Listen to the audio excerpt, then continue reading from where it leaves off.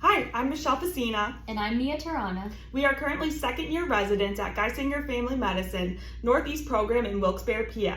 We've really enjoyed our first year of residency so far and wanted to share a little bit about what makes our program special with all of you.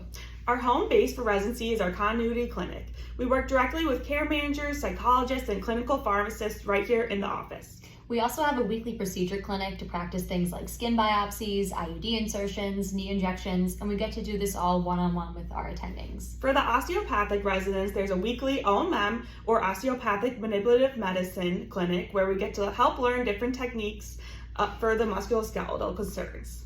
We also get to be involved in our community doing things like school physicals, working on the sideline at sporting events like football games, helping out in free clinics, and mentoring medical students.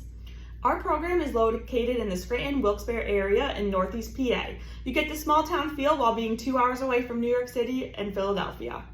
This area comes with a lot of things like skiing, hiking trails, and really good food.